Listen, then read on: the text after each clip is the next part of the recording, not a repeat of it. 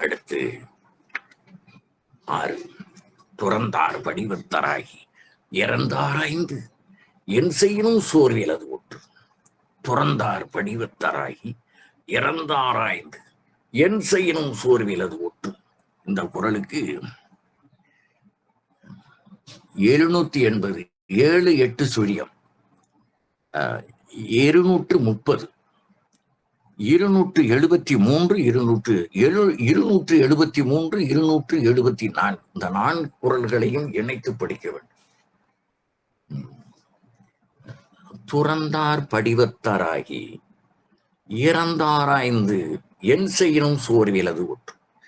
தேவைப்பட்டால் துறவியர் வேடமும் பூண்டு புக முடியாத இடத்திலும் புகுந்து புறப்பட்டு ஆராய்ந்து மாட்டிக்கொண்டு எவ்வளவு துன்பம் நேர்ந்தாலும் உண்மையை வெளிப்படுத்தி விடாத உறுதியும் கொண்டிருப்பவனே ஒற்றன் என்று இந்த குறள் மூலமாக ஒற்றை மேலும் மேலும் வலியுறுத்துகிறார். அதாவது முன்குறிப்பாக சொல்ல வேண்டுமானால், துறவியருக்கு மக்களிடத்தும் மன்னனிடத்தும் மதிப்பும் போற்றுதலும் உலகளாவிய அளவில் இருத்தலால் அவ்வுரு கொண்டு ஒற்றறிதல் எளிதாகலின் அவ்வுரு கொண்டு ஒற்றறியவும் கூறினார். இப்ப இவன் இப்படி நினைக்கிறான் என்றால் அந்த நாட்டுக்காரரும் அப்படித்தானே நினைப்பார். அதனாலேதான் அவன் கண்ணிலே விளக்கண்ணே ஊத்தி கொண்டு கவனிக்க வேண்டும். மன்னன் அதான் வல்லவனே மன்னனாக இருக்க வேண்டும் என்பதை போன குறளிலே சொன்னார். 4வது குறளிலே துறந்தார் படிவத்தாராகி என்றால் பற்றற்றும் பற்றற்றானை பற்றலே பற்று என்னும் மெய்த்துறவர் போல நம்புதற்கு துறவே வடிவினராக தோற்றமுடையவராக காட்சி வழங்குதல் என்பது பொருள். இறந்து ஆராய்ந்து என்றால் இங்கே துறந்தார் வடிவத்தாராகி இறந்து ஆராய்ந்து என் செய்யணும் சோர்விலது ஒற்று என்கிற போது இறந்து ஆராய்ந்து என்றால் செல்லுதற்கரிய இடத்தும் சென்று ஒற்றறிந்து என்று பொருள். இங்க இறந்து என்பதற்கு சாவு என்று பொருள் கொள்ளாமல் செல்லுதற்கு அரிய இடத்தும் சென்று ஒற்றறிந்து என்று பொருள். என் செய்யணும், அவன் என்ன விதமான துன்பத்தை கொடுத்தாலும் அந்த துன்பத்தை எல்லாம் பொறுத்து கொண்டு சிரித்து கொண்டே இருக்க வேண்டும். என்னிடமிருந்து நீ செய்திகளை வாங்கி விடுவாயா என்று மனதிற்குள்ளும் உள்ளுக்குள்ளேயும் வெளியேயும் சிரித்து மடித்துக் கொண்டே அவன் கொடுக்கிற அத்தனை துன்பங்களையும் பெற்றுக்கொள்ள வேண்டும். ஏற்கனவே ஒரு முறை பார்த்தோம், ஒருவனுக்கு சிறை தண்டனை, கொடுஞ்சிறை தண்டனை, தூக்கு கயிறு எல்லாம் இருக்கிற போதும் அவனை அந்த மேடை ஏற்றி அந்த துணியை போடுவதற்கு முன்னாலே அவன் நகங்களை எல்லாம் கத்தி கொண்டு பிடுங்குகிறான், விரல்களை எல்லாம் நசுக்குகிறான். அவ்வளவு கொடுமை செய்கிறான், அவ்வளவு கொடுமை செய்வான். அதையெல்லாம் சிரித்துக் கொண்டே ஏற்றுக்கொள்பவன் தான் ஒற்றன் என்பதனாலே என் செய்யணும் என்று சொல்கிறார். எவ்வளவு நுட்பம் பாருங்க. துறந்தார் படிவத்தாராகி இறந்த ஆராய்ந்து என் செய்யணும் சோர்விலது ஒற்று. சோர்விலது ஒற்று என்றால் உடற்சோர்வும் உள்ள கொதிப்பும் உண்டாகும் உணர்ச்சி வழி சோர்வும் ஏற்பட்ட நிலையிலும் தான் ஒற்று வழியால் உள்வாங்கி கொண்ட செய்தி தடயம் ஆயவை சற்றேனும் வெளிப்பட துணி உடைமையே ஒற்றாகும். வெளிப்படா துணி உடைமை, வெளிப்படக்கூடாத அளவிலே இவன் துணி உடையவனாக இருப்பவன் தான் ஒற்றன். ஒரு வேறுபாட்டை நாம் அறிந்து கொள்ள வேண்டும். தூது என்பது வேறு, ஒற்று என்பது வேறு. நீங்க ராமாயணத்துல கண்ணன் தூது சென்றதை, மகாபாரதத்துல கண்ணன் தூது சென்றதை நாம் அறிவோம். அந்த தூதனுக்கு எந்த விதமான இடையூறும் அந்த நாட்டு அரசு செய்யக்கூடாது, அது தூதனுக்கான. ஆனால் ஒற்றனை என்ன வேண்டுமானாலும் செய்யலாம். ஏனென்றால் இவன் வேறு பார்க்க வந்தவன். தூதன் என்பவன் சந்து செய்வதற்காக வருவது, இருவரையும் ஒற்றுமைப்படுத்துவதற்காக வருவது. அதனாலே தூது என்பது வேறு, ஒற்று என்பது வேறு. அதை நம்ம பின்னாலே தூது ஒரு அதிகாரம் வருகிறது, அப்போ பார்ப்போம். தூதனை கொல்லக்கூடாது, ஆனால் ஒற்றனை கொள்ளலாம். ஒற்றனுக்கு அத்தகு விதிவிலக்கு இல்லை, தூதனுக்கு போன்ற விதிவிலக்கு இல்லை. இது தமிழர் நெறி மட்டுமன்று உலக நெறியமாகும் என்பதை நாம் புரிந்து கொள்ள வேண்டும். ஒற்றனை வதைத்தலும் கொல்லலும் உண்டு. அதனால்தான் இக்குறளில் என் செய்யணும் என்று சொல்லுகிறார். என்ன செய்தாலும் கேள்வி இல்லை. சாதலின் இன்னாததில்லை எனிததும் ஈதல் ஏயாக்கடை என்பது 230வது. புறந்தார்கள் நீர்மல்க சாகிர்பின் சாக்காடு இறந்துகோள் தக்கது உடைத்து. இந்த நுட்பத்தை பாருங்கள். இந்த 2 குறள்களையும் ஏன் இந்த குறளோடு இணைக்க வேண்டும் என்றால், சாதல் என்பது துன்பமயமானது. சாதலின் இன்னாதது இல்லை. இன்னான துன்பம், இன்னாதது இல்லை. சாதலை விட துன்பமானது ஒன்றுமில்லை. ஆனால் ஒரு வள்ளலாய் இருப்பவனுக்கு தான் இருப்பதையெல்லாம் கொடுத்து விட்டோம், வந்தவனுக்கு கொடுக்க முடியவில்லையே, இதற்கு சாவதே மேல் என்று அவன் நினைப்பானான். அதான் சாதலின் இன்னாததில்லை சாதல் இனிததும். இனிததும் சாதல் ஈதல் ஈயாக்கடையின் போது இனிது எது, சாதல் இனிது என்பதை சொல்லுவது இந்த 230வது குறள். சாதலின் இன்னாததில்லை இனிததும் ஈதல் ஈயாக்கடை. இதை அப்ப பார்த்துட்டோம். இனிமே பார்க்க போறோம் 780. புறந்தார்கள் நீர்மல்க சாகிர்பின் சாக்காடு இறந்துகோள் தக்கது உடைத்து என்றால், தன்னுடைய ஆட்சியாளனுக்கு அரசு பணியிலே இருக்கின்ற அவன் தன்னுடைய போர்த்திறத்தினாலோ தன்னுடைய செயல்பாட்டினாலோ தன்னுடைய நாட்டிற்கு மிகவும் விசுவாசமாக என்று வைத்துக் கொள்ளுங்கள். இதற்கு என்ன சொல்வது? விசுவாசம், நல்ல தமிழ் வார்த்தை வேண்டும். அப்படி அவன் ஊழியம் செய்பவனாக இருக்கிறான். தன்னுடைய நாட்டுப்பற்றின் காரணம் இவன் துன்பப்படுகிறான் என்று அவனுடைய தலைவன் கண்ணில் இருந்து நீர் மல்குமானால் அதைவிட பெரிய பாரத ரத்னா விருது அவனுக்கு தேவையில்லை. அவனுக்கு என்ன வேண்டும்? தன்னை இந்த பொறுப்புக்கு நியமித்த தலைவன் இவனுடைய செயலுக்காக கண்ணீர் சிந்துகிறான் என்றால் அதுதான் அவனுக்கு மிகப்பெரிய பதவி என்பதை இந்த குறள் மூலமாக சொல்லுகிறார்.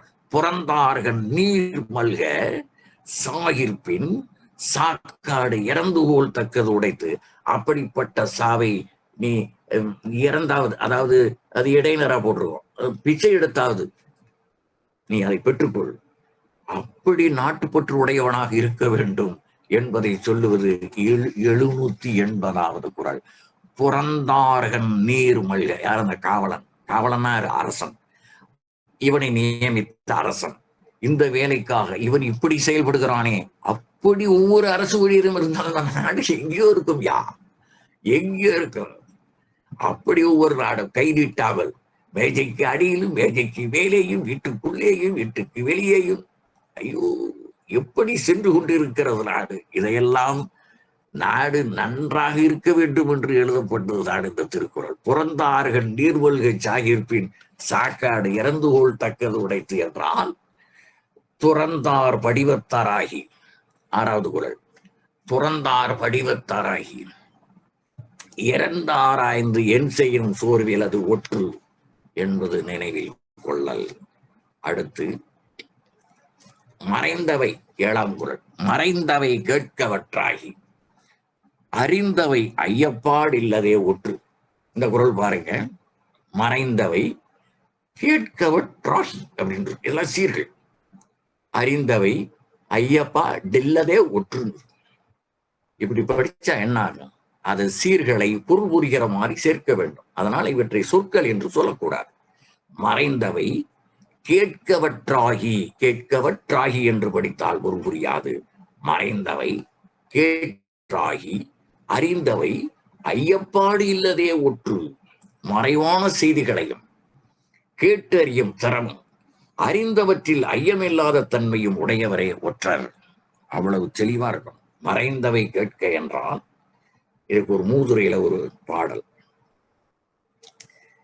தன்னிடம் விஷம் இருப்பதை அறிந்து நாகப்பாம்பு மறைந்து வாழும். நாகப்பாம்பு தன்னிடம் விஷம் இருக்கிறது, மறைந்து வாழும். ஆனால் தண்ணீர் பாம்பு வெளியில் தெரியும் என்றால் அது கடித்தால் எந்த தீங்கும் விளையாது. அதை போல நெஞ்சில் கரை உடையார், அதாவது வஞ்சனை எல்லாம் உடையவர், அதான் கரை உடையார், வெளிப்பட வரமாட்டார்கள், மனம் திறந்து பேச மாட்டார்கள், தாம் வாழிடம் தொடர்புடையவர் அணுக்கர் ஆகியோரை மறைவாகவே வைத்திருப்பர் என்று அதற்கு பொருள். அற்றாகி என்றால் ஒற்றாடச் செல்வாரும் அக்கரவாம் உருவும் இயலும் உரையும் செயலும் உடையராகி முல்லை முள்ளால் எடுத்தல் வஞ்சத்தை வஞ்சத்தால் வெல்லல் என்பனை போல கரவரை கரவராகி அறிந்தவை ஐயப்பாடும் இல்லதே ஒற்று என்று அந்த நாகப்பாம்பு போல் அவர் வாழ வேண்டும். தன்னுடைய இருப்பிடம் தெரியலாகாது என்பதையெல்லாம் நேற்று நான் குறிப்பிட்டேன். இப்பொழுது சிஐடி என்று போட்டுக் கொள்ளுகிறார்கள் என்று. அப்படி போடுவது தவறு. அரசு பணியில் இருக்கிறார் என்பதை தவிர தன் மனைவிக்கு கூட அவன் இந்த ஒற்று வேலையை செய்பவன் என்பது தெரிந்தால் மற்றவர்கள் எச்சரிக்கை உணர்வோடு செயல்பட தொடங்கி விடுவார்கள். இவனுக்கு தெரியாமல் மற்ற காரியங்களை செய்ய வேண்டும் என்ற நிலை வரும். அந்த நாள் என்று ஒரு திரைப்படம். அதிலே கணவன் தவறு செய்கிறான், மனைவி இவன் நாட்டுப்பற்று உடையவனாக இல்லை, தன்னுடைய கணவன் நாட்டுப்பற்று உடையவனாக இல்லை அல்ல என்பதை உணர்ந்து கொண்டு அவனிடம் வாதிடுகிறாள். அவனை சுட்டுவிடுவேன் என்று பயமுறுத்துகிறாள். இதுதான் நாட்டுப்பற்று. இவன் எப்படிப்பட்ட ஒற்றனாக இருக்கிறான்? வஞ்சனை உடையவனாக தன் நாட்டுக்கே கெடுதல் விளைவிக்கக்கூடிய மனிதனாக விளங்குகிறான் என்பதை நான் படத்தினுடைய பெயர் தவறாக சொல்கிறேனா என்று தெரியவில்லை. இதெல்லாம் 50 ஆண்டுகளுக்கு முன்னாலே பார்த்த திரைப்படம். அதை நீங்கள் பெரியவர்கள் சரிபார்த்துக் கொள்ளுங்கள். அப்படித்தான் நினைக்கிறேன். சிவாஜி கணேசனும் பண்டரிபாயும் கணவன் மனைவியாக நடித்த படம் அதுவாக இருக்கலாம். அந்த காட்சியினுடைய செய்தியை மட்டும் நான் இங்கே கூறுகிறேன். அவன் செய்கிற செயல் தவறு என்பதை உணர்ந்து அவள் சுட்டு விடுகிறேன் என்று அவள் புறப்படுகிறாள் என்பது அந்த காட்சியினுடைய கருத்து. இங்கே மறைந்தவை கேட்கவற்றாகி அறிந்தவை ஐயப்பாடு இல்லதே ஒற்று என்பதை இந்த மூதுரை பாடல் மூலமாக நாம் தெரிந்து கொள்கிறோம். ஒரு ஒற்றன் என்றால் எப்படி அவனுக்கு அந்த பதவியை கொடுக்கிறான்? இதனால் இவன் முடிக்கும் என்றாய்ந்து அதனை அவன் கண் விடல் என்கிற குரல் மூலமாக இவன் இந்த பொறுப்புக்கு தகுதியானவன் என்று அவனை நியமித்தால் அவன் அந்த பொறுப்புக்கு தகுதியுடையவன் என்பது கருத்து. ஒற்றொற்றி தந்த பொருளையும் மற்றும் ஒரு ஒற்றினால் ஒற்றிக்கொள்ளல். ஒற்றொற்றி தந்த பொருளையும் மற்றும் ஒரு ஒற்றினால் ஒற்றிக்கொள்ளல். ஓர் ஒற்றன் உளவறிந்து சொன்ன செய்திகளையும் பிரிதோர் ஒற்றனை கொண்டு உளவறிய செய்து உண்மை அறிவது அரசனின் செயலாகும். ஓர் ஒற்றன் உளவறிந்து சொன்ன செய்திகளையும் பிரிதோர் ஒற்றனை கொண்டு உளவறிய செய்து உண்மை அறிவது அரசனின் செயலாகும். நீதிநெறி விளக்கமாக திருக்குறளை எல்லாம் எழுதி வைத்திருப்பதற்குரிய காரணமே எந்த காலத்திலும் இப்படியும் அப்படியும் இருக்கத்தான் செய்வார்கள். அவர்கள் இந்த நல்ல நிலையிலே அவர்கள் செயல்பட வேண்டும் என்பதற்காக தேர்ந்து அறிந்து கொள்ள வேண்டும். நல்ல மனிதனாக வாழ வேண்டுமா, தீயவனாக வாழ வேண்டுமா என்பதை அவரவர்கள் தான் முடிவு செய்து கொள்ள வேண்டும் என்பதற்காக சொல்லுகிறார். இருவரின் ஒற்று செய்திகளையும் இணைத்து நோக்கி இருவர் கருத்து மற்றும் மாற்றம் இருக்க கண்டால் செய்தியை தக்கது என கொள்ளலாம். மாற்றமின்றி இருந்தால் கொள்ளலாம். மாற்றம் இருந்தால் மூணாவதா ஒருத்தர் போனார். அது அடுத்த குரல்ல சொல்ல போறார்.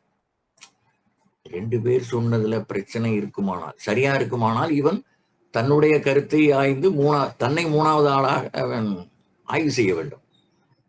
அதுல பிரச்சனை இருக்குமானால் அடுத்த குரல்ல பாருங்க. ஒற்றொற்று உணராமையாக உடன் மூவர் சொல் தொக்க தேரப்படும். உடன் மூவர் என்கிறாருங்க. அவன் சொன்னதுல கொஞ்சம் ஒரு பிசிறு தட்டுது, இவன் சொன்னதுல கொஞ்சம் மாறுதல் இருக்கு. 2 பேர் சொன்னதுலயும் கொஞ்சம் பிரச்சனை இருக்கு. மூணாவதா ஒருத்தர் அனுப்புறான். அதை இப்படியெல்லாம் நகர்த்துறார் பாருங்க காயை திருவள்ளுவர். அங்க 2 பேர் தான் மூணாவதாக இருக்க வேண்டும் என்று 8வது குரல்ல சொல்றாரு. 9வது குரல்ல அதில் ஏதேனும் பிசிறு தட்டுமானால் அவர்கள் கொண்டு வந்திருக்கிற செய்தியில அவர்கள் வேவு பார்த்ததில் குறைபாடு இருக்குமானால் 3வதாக ஒருவனை இவருக்கும் தெரியாமல் அனுப்பிப்பார். எது சரி என்பதை நோக்கு, 4வதாக தன்னை சேர்த்துக்கொள் என்று 9வது குரல்லே சொல்கிறார். இது 10வது குரல்லே அதனுடைய தொடர்ச்சி வரும் பாருங்க. இப்ப 8வது குறளினுடைய கடைசியில ஒன்றில் சிறு சிறு தவறு ஏற்பட்டு விட்டாலும் அதன் விளைவின் அளவை அறுதிட்டு உரைக்க முடியாது.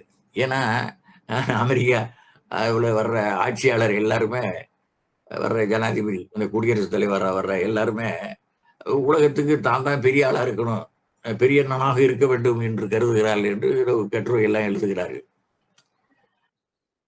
அது அவர்களுடைய மனதில் அப்படியே ஊறி போச்சு.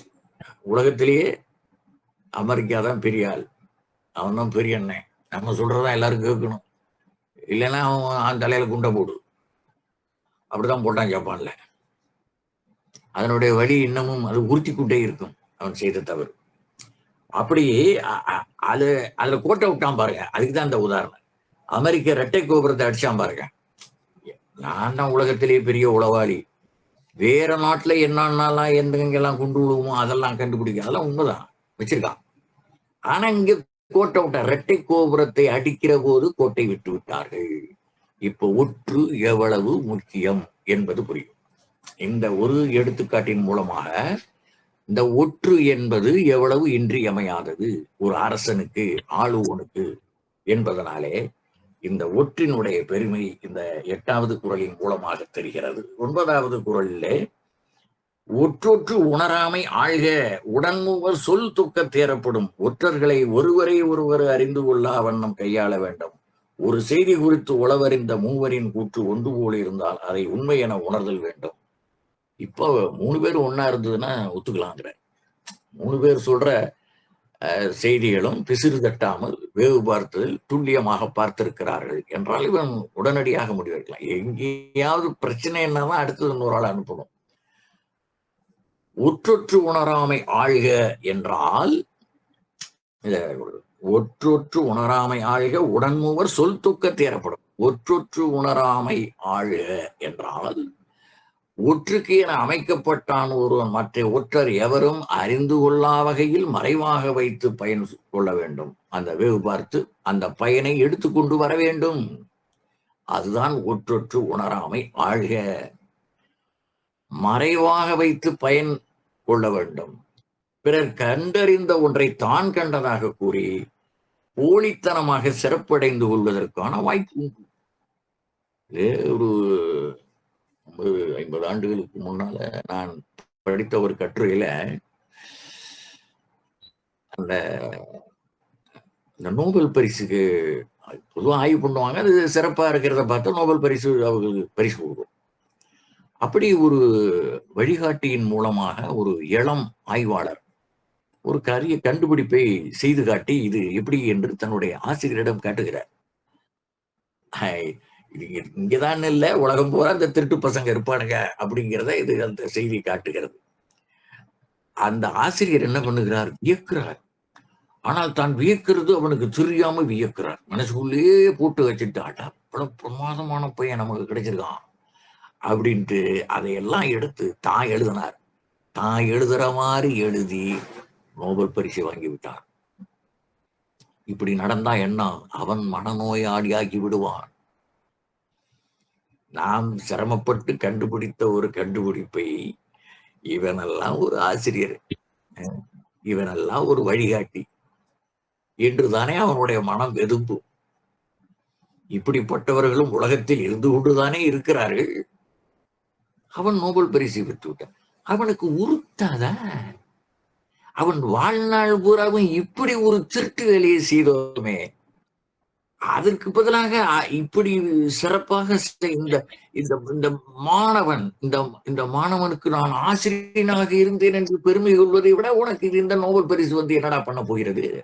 இப்பொழுது நானே உன்னை கேவலமாக பேசுவதோடு இல்லாமல் உலகம் பூராவும் நான் சொல்லுகிறேன் உன்னை பற்றி. பேர் தான் தெரியல, மறந்துட்டேன். ரொம்ப நாளைக்கு ஒரு 50 ஆண்டுகளுக்கு முன்னாலே படித்தது. கேவலமான புத்தி என்பதை தெரியவில்லை. உறுத்தும். ஒரு சின்ன தவறு செய்து விட்டாலே மனம் உறுத்த வேண்டும். அதுதான் பண்பாடு, நாகரிகம், ஒழுக்கம். இதெல்லாம் கற்பிக்கப்படுவதனுடைய நோக்கமே இன்னொருத்தன் செய்த செயலை தான் செய்ததாக போட்டுக் கொள்வது எவ்வளவு பெரிய பேதைமை. சரியாக கற்பிக்கப்படவில்லை. இதுக்குதான் கோர்ட்டு சொல்லிச்சு. மதுரை உயர் நீதிமன்றம் ஒரு 105 அதிகாரத்தை சின்ன பிள்ளையிலேயே கற்பித்து தொலைங்கடா 108 அதிகாரங்களில் 3 விலக்கிவிட்டு 105 அதிகாரங்களை சின்ன குழந்தையிலேயே கற்பித்து விடுங்கள். ஒழுங்காக கற்பிக்க வேண்டும். தப்பு தப்பா கற்பிக்க கூடாது. தப்பு தப்பா கற்பிச்சா அவன் தப்பாதான் போவான். தப்பானவனிடம் படிக்காதே. தப்பானவனிடம் படித்தால் உனக்கு தப்பான புத்தி தான் வரும். அவனுக்கு என்ன மாதிரி புத்தி இருக்கோ அது மாதிரிதான்.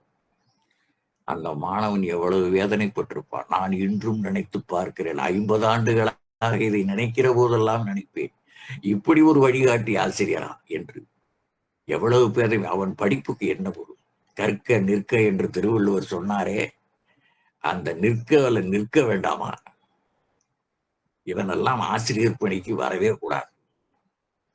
இப்பொழுதும் களை எடுக்க வேண்டும். ஆசிரியர் பணிக்கு தகுதியேற்றவர்களே வேற ஏதாவது வேலைக்கு அனுப்புங்க. அவனை வேலையை விட்டு நீக்க வேண்டாம், வேற வேலைக்கு போடா. நீ நடக்கவில்லை என்றால், உனக்கு சொல்லிக் கொடுக்கிற மாதிரி நடக்க தெரியவில்லை என்றால், இந்த பதவிக்கு நீ தகுந்த ஆள் இல்லை. மக்கள் மொழியிலே சொல்ல போனால் நீ லாயக் இல்லை.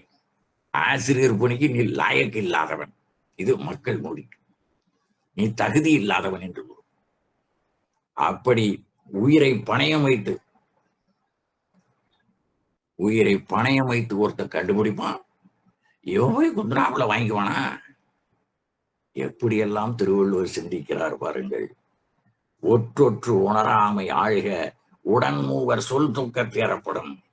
உடன் மூவர் சொல் தொக்க தேரப்படும் என்றால், ஒரு ஒற்றன் ஐயமர கண்டு உண்மை நிலையை சான்றுகளால் உறுதி செய்தது போல் மற்றொரு ஒற்றும் கூறினாலும் இரண்டுடன் அமையாமல் மற்றொரு ஒற்றையும் எடுத்து ஆய்ந்து வர செய்து மூவர் ஒற்றிய கருத்து முரண்படா நிலையில் ஒத்திருப்பதை அறிந்து அதன் பின்னரே ஆள்பவன் முடிவெடுக்க வேண்டும் என்பது பொருள்.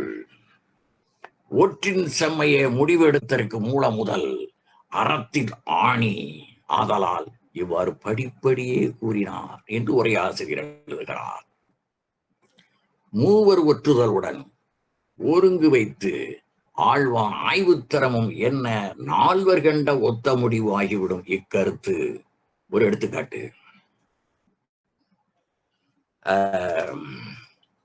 அறிந்த ஒற்றாளர் செறிந்தனர் உரைப்ப. நல்லா எளிமையான சீர்கள் தான், புரிகிற மாதிரியான சொற்களை போட்டு சீர்களாக்கி இருக்கிறார். அறிந்த ஒற்றாளர் செறிந்தனர் உரைப்ப ஒற்று மாக்களை ஒற்றரின் ஆயா முன் தனக்குரைத்த மூவர் வாயவும். அப்படியே திருக்குறள் கருத்தை எடுத்து எழுதியிருக்கிறார். இது வேற ஒரு காவியம். ஒத்தது நோக்கி 3 பேர் சொல்றது ஒத்தது நோக்கி மெய்த்தகத்தேரி 3 பேர் சொல்றது சரியான 4வதாக இருக்கிற முடிவெடுக்க வேண்டிய இடத்தில் இருக்கிற அந்த அரசன் இரவேறு ஒழித்து செருமேன் தோன்ற வளைத்து வந்து அழிப்புவம் என்று. இது எங்க இருக்குன்னா, பெருங்கதை என்று ஒரு நூல் இருக்கிறது. அந்த பெருங்கதையில உதயன் வருடக்காரனுக்கு கூறுவதாக செய்தி வருகிறது. அப்படியே இந்த 9வது குறளினுடைய கருத்தை அப்படியே எடுத்து அந்த காவியத்தில் பெய்திருக்கிறான் என்பதுதான் சிறப்பு. மீண்டும் குறளை பாருங்கள். 9வது குறள். ஒற்றொற்று உணராமை ஆழ்க உடன் மூவர் சொல் தொக்க தேரப்படும். 10 சிறப்பரிய ஒற்றின்கண் செய்யற்க செய்யின் புறப்படுத்தான் ஆகும் மறை. சிறப்பரிய ஒற்றின்கண் செய்யற்க செய்யின் புறப்படுத்தான் ஆகும் முறை. இதனுடைய குறிப்பு என்னவென்றால், ஒற்று அறியாமை என்று கூறியதற்கு மேலும் அரண் செய்வது போன்றது இக்குறள். ஊன்றுகோலுக்கு பூன் பிடித்தது ஒப்பாகும் என்று இளங்குமரனார் அதற்கு சிறப்பு செய்கிறார். இது ஏன் சிறப்பு என்றால், ஒரு ஊன்றுகோல் இருக்கிறது, அதற்கு மேல் ஒரு பூன் போடுகிறார் பாருங்கள். நமக்கு தோதாக பிடித்துக் கொள்வதற்கு வாய்ப்பாக வசதியாக ஒரு பூன் போடுகிறோம் பாருங்க. அப்படி சொல்லுகிறார். சிறப்பரிய ஒற்றின்கண் சிறப்பரிய செய்ய மாற்றி போட்டு பாருங்க. 2வது சீரை முதல்ல போடுங்க. ஒற்றின்கண் சிறப்பரிய செய்யற்க செய்தால் என்ன ஆகும்? செய்யின் புறப்படுத்தான் ஆகும் மறை. ஒற்றின்கள் ஓர் ஒற்றனுக்கு செய்யும் சிறப்பினை மற்றவர்கள் அறியும் வண்ணம் செய்யக்கூடாது. அப்படி செய்தால் அரசன் தன்னுடைய ரகசியத்தை தானே வெளிப்படுத்தியவனாகும். திருக்குறள் அப்படியே தலையில் தூக்கி வச்சுக்கோங்க. நம்ம இப்ப ஜனநாயக நாட்டுல அமைச்சராக பொறுப்பேற்பவர், முதலமைச்சராக பொறுப்பேற்கிற ஒரு தலைமை அமைச்சராக, இந்திய அரசியல தலைமை அமைச்சராக பொறுப்பேற்பவர்கள், அந்த கேபினெட்ல பொறுப்பேற்பவர்கள் எல்லோரும் என்ன எடுத்துக் கொள்கிறார்கள்? உறுதிமொழி எடுத்துக் கொள்கிறார்கள். நான் இந்த கடமையை ஒழுங்காக இந்த உணவுத்துறை என்றால், வெளியுறவுத்துறை என்றால், பாதுகாப்புத்துறை, அந்தந்த துறைக்கு உரியவர்கள் அந்தந்த துறைக்கு உரிய உறுதிமொழி எடுக்கிறார்கள். அதுக்கு பின்னால ஒரு ரகசிய காப்பு பிரமாணம் சொல்றார் பாருங்க திருவள்ளுவர். ரகசிய காப்பு பிரமாணம் ஒவ்வொரு அமைச்சரும் எடுத்துக் கொள்கிறார்கள் அல்லவா? அந்த ரகசிய காப்பு பிரமாணத்தை இவர் சொல்லுகிறார். அப்படி செய்தால் ஒருவனுக்கு ஒற்றனை நாம் வெளிப்படையாக பாராட்டிவிட்டால் அது உலகுக்கே தெரிந்துவிடும். ஒரு ஒற்றனை பாராட்டுவதை கூட இன்னொரு ஒற்றனுக்கு தெரிந்துவிடக் கூடாது. அவனுக்கு ரகசியமாக ஒரு தங்க கட்டி கொடுப்பான் என்று வைத்துக் கொள்ளுங்கள். ஆமா, நினைத்துக் கொள்வோம். ஏதோ கூட பாராட்டுறான். பாராட்டுகிற போது எல்லாருக்கும் முன்னால கொடுக்க கூடாது. அவனை பாராட்டி ஆகணும். நாம உன்னால ஒண்ணு பார்த்தோம்ல ஒரு குறளுக்கு, புறந்தார்கள் நீர்மல்க 780வது குறள். அரசன் நம்முடைய செயலுக்காக, வீரதீர செயலுக்காக ஒரு சொட்டு கண்ணீர் வடிப்பானே, ஆனால் அதைவிட பெரிய புகழ் எனக்கு வேறொன்றும் இல்லை என்று நினைக்கிறான் என்று 780வது குறள்ல பார்க்க போறோம். அதை நான் முன்னாலே சுட்டி காட்டியிருக்கிறோம். அதே போல இந்த தலைவன் ஒரு தங்க கட்டி, ஒரு அரகிலோ தங்க கட்டி, அரகிலோ எத்தனை லட்சம் வரும் என்று நீங்க கணக்கு போட்டு பார்த்துக்கிட்டேன் அளவுல, அது மாதிரி கொடுத்துடுறான். அடுத்தவனுக்கு தெரியப்படாது, இன்னொரு ஒற்றனுக்கு கூட தெரியப்படாது. அப்படி கொடுக்கும். அதுதான் பாராட்டு. அப்படி பாராட்ட வேண்டும். அப்படி நீ பாராட்டவில்லை என்றால் நீ அரசனாய் இருப்பதற்கு லாய்க்கில்லை என்று பொருள். ஏனென்றால் நீ ரகசிய காப்பு பிரமாணத்தை மீறிவிட்டாய். இன்றைக்கும் பொருந்துகிறதா? இன்றைக்கு உள்ள ஜனநாயக அடிப்படையிலே மக்களாட்சி தத்துவத்திற்கும் இது பொருந்துகிறது. இன்றும் ரகசிய காப்பு பிரமாணம் எடுப்பார்கள். நீங்கள் பதவி இருக்கிற போது பார்த்தீர்களே, ஆனால் முதலில் இந்த மந்திரி பதவியை நான் ஒழுங்காக செய்வேன் என்று ஒரு உறுதிமொழி எடுப்பார்கள். அதற்கு பிறகு நான் என்னுடைய துறை சார்பான ரகசியங்களை வெளியிட மாட்டேன், நானும் என்னுடைய செயலர் மட்டும் வைத்திருப்பேன், அல்லது வேறு யாருடன் நான் பேசுவேன், பிரதமருடன் கலந்தாய்வேன், என் துறை சார்ந்ததை வேறு யாருக்கும் சொல்ல மாட்டேன். இதுதான் ரகசிய காப்பு பிரமாணம். திருவள்ளுவர் சொல்றாருங்க. திருவள்ளுவர் சொல்லுகிறார், பாராட்ட வேண்டும் என்பது முறைமை, அதனையும் ஒற்றறி சிறப்பை பிற ஒற்றர்களும் அலுவலர்களும் பொதுமக்களும் அறியா வகையில் செய்ய வேண்டும். செய்யின் அப்படி அவரே கேட்கிறார். அப்படி செஞ்சா என்ன ஆகும்? என்ன ஆகும்னா உன் ஆட்சியில ஓட்ட விழும் அப்படின்னு சொல்றார். செய்யின் மறைப்புறப்படுத்தான் ஆகும். ஓட்ட விடுபடா, உன்னுடைய செயல்திறனில் ஓட்டை விடும். நீ அந்த பதவிக்கு லாயக்கில்லை என்று பொருளாகிவிடும். மறைவாக வைக்க வேண்டிய பாதுகாப்பு செய்தி தானே ஊரறிய பறையறைந்தது போலாகிவிடும். அப்பொழுது எப்படி நீ எடுத்துக்கொண்ட ரகசிய காப்பு பிரமாணம் உயிர்ப்பு பெறும் என்று திருவள்ளுவர் கேட்கிறார். திருவள்ளுவர் இப்படி கேட்கிறார் என்றால் எப்படியெல்லாம் அவர் சிந்தித்திருக்கிறார்.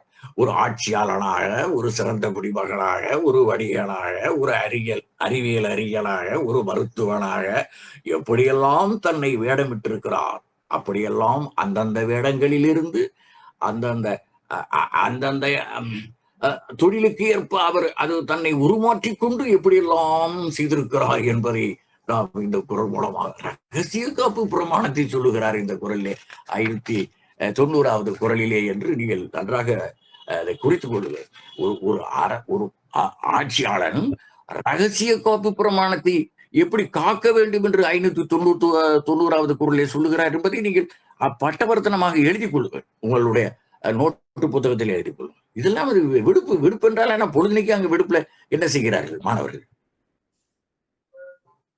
முதல்ல இதெல்லாம் எடுத்து விடுங்க, யூடியூப்ல விடுங்க, எல்லா மாணவர்களும் பார்க்கட்டும், எல்லா அறிஞர்களும் பார்க்கட்டும். இந்த முக்கியமான இது யாரும் சொல்லி நான் கேட்டதில்லை. இதை படித்து படித்து பார்க்கிற போது உவகை எனக்கு மேலிடுகிறது. எப்படியெல்லாம் திருவள்ளுவர் தன்னை ஐக்கியப்படுத்தி கொண்டிருக்கிறார், தன்னை முழுமையாக ஒப்படைத்திருக்கிறார், அந்தந்த துறையில் முழுமையாக ஒப்படைத்து. ஒற்றாள்தல் என்பது, ஒற்றாள்தல் என்று வருது பாருங்க, ஒரு சீர்வேடு. சிறப்பரிய ஒற்றின்கண் செய்யற்க செய்யின் புறப்படுத்தான ஒற்றின்கண் என்பதுல ஒற்றாய்தல் என்பது வெளிப்படுத்தி உரைக்காது. அது ஒரு உரையாசிரியர் உதாரணம் சொல்ல. ஒற்றாள்தல் என்பது அகத்து வைத்துக் கொள்ளும் காதல் கிழவனும் கிழத்தியும் தங்களுக்குள் மகிழ்ந்து கொள்கிறார்கள் அல்லவா, அதை வெளிப்படுத்த முடியாது. அவர்களுடைய மகிழ்ச்சி இப்படி இருந்தது என்று உள்ளுக்குள் மகிழ்ந்து கொள்வார்களே தவிர, நான் இவளை பார்த்தேன் இப்படி மகிழ்ந்தேன் என்று, அவனை பார்த்தேன் இப்படி மகிழ்ச்சி அடைந்தேன் என்றும் சொல்லிக் கொள்வதில்லை. வேண்டுமானால் தோழியிடம் சொல்லிக் கொள்வாள், அவள் தோழி பறையறைய மாட்டாள் என்பதை இங்கே சொல்லுகிறார். ஒற்றாள்தல் என்பது வெளிப்படுத்தி உரைக்காது அகத்து வைத்துக் கொள்ளும் காதல் கிழவன் கிழத்திய செயல் போல்வது. ஆயினும் அது வெளிப்படுங்கால் மங்களமாட்சியாய் சிறக்க வழி உண்டு. களவியலுக்கு அப்புறம் கற்பியல் வருதுல்ல. அவர்கள் களவாக செய்த காதல் பிறகு கற்பாக மாறுகிற போது மங்கள நான் பூட்டுகிற சூழல் கிடைக்கும். ஆனால் ஒற்றாள் வெளிப்பாடோ எவ்வகை ஆக்கமும் செய்யாமல் மாறாம் கேடுகளையே உண்டாக்கும். ஆதலால் மறைப்புறப்படுத்தான் என்று இந்த குறளிலே சொல்லுகிறார். மறைப்புறப்படுத்தான், புறப்படுத்தான் என்று சொல்லுகிறார். மறை புறப்படுத்தான், இங்க பாருங்க, புறப்படுத்தான் ஆகும் மறை புறப்படுத்தான் என்று மாற்றி போட்டீர்களே. ஆனால் இங்கே மறை புறப்படுத்தான் ஆக்கமும் செய்யாமல் மாறா கேடுகளையே உண்டாக்கும் என்பதால் மறைப்புறப்படுத்தான் ஆகும் என்றார். அந்த சீர்களை மாற்றி போட்டு படித்தல் பொருள் புரியும். செயல்படும் முறையால் ஒற்றும் காதலும் மறை எனத்தக்கதே என்று ஒரு அகச்சான்றும் கொடுக்கிறார் திருவள்ளுவர். சாதாரண மனிதர் இல்லை. எங்க அண்ணன் சொல்லிட்டா தொல்காப்பிய 1089வது சூத்திரத்திலே இப்படி சொல்லி இருக்கிறார். செயல்படும் முறையால் ஒற்றும் காதலும். இந்த காதலையே இங்க கொண்டாந்து உள்ள விட்டார்னா, காதல் ரெண்டுக்கும் ஊமை பார்க்கிறோம். காதல் வெளிப்படுகிற போது அது மங்கள நான் பூட்டுகிற நிலைக்கு வந்துவிடும். ஆனால் ஒற்று அப்படி வந்ததுன்னா அது சென்னை மொழியில சொல்லட்டுமா, அது பேஜாரா போயிடும். சென்னை மொழியில இப்ப எல்லாம் இந்த வார்த்தைகள் இருக்குதான்னு தெரியல, ஒரு 40-50 ஆண்டுகளுக்கு முன்னால என்னடா நீ பேஜார் பண்றேன்னுவான், அது பேஜாரா போயிடும்னுவான். அது மாதிரி தரிகட்டு விடும் என்பதை நாம் பார்க்க வேண்டும். செயல்படும் முறையால் ஒற்றும் காதலும் முறையெனத்தக்கதே மறைந்த ஒழுக்கத்து என்று தொல்காப்பியர் சொன்னது அப்படியே லபகன் பிடிச்சுக்கிட்டார் திருவள்ளுவர். இது களவியல் கண்ணது 44வது, களவியல்ல 44. ஆனால் வெளிப்படும் வகையால் ஒற்று கேடும் காதல் நலமும் செய்வதாம். ஒற்று இப்படி வெளிப்பட்டால் கேடு விளைவிக்கும், ஆனால் காதல் நலம் செய்யும் என்பதை இந்த குறள் மூலமாக சொல்லுகிறார். இன்று நாம் இத்தோடு நிறைவு செய்வோம். இந்த இதனுடைய இப்ப கூட விருதுகள் சிரிப்பா சிரிக்குது. விருதுகள் வழங்குவது அதுக்கு சார்பு, விருதுகள் வழங்கும் சார்பு, பரிந்துரை, பணக்கொடை. இது லஞ்சங்கிறத பணக்கொடை நமக்கு இளங்குமரனார் எழுதுறாரு. பணக்கொடையா? அது பணக்கொடையாது, அது திருட்டுத்தனமாக பெற்றுக் கொள்வது. எல்லாம் ஏகப்பட்ட கதையாக இந்த திருட்டுத்தனமாக விருதுகள் பெறுகிற செய்திகள் எல்லாம் ஏராளமாக இருக்கிறது. வெளிப்படையாக சொல்ல முடியாது. ஒற்றர் உதவிக்கு ஒப்பே இல்லை.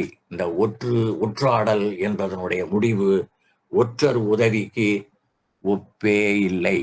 ஒற்றர் உதவிக்கு ஒப்பே இல்லை.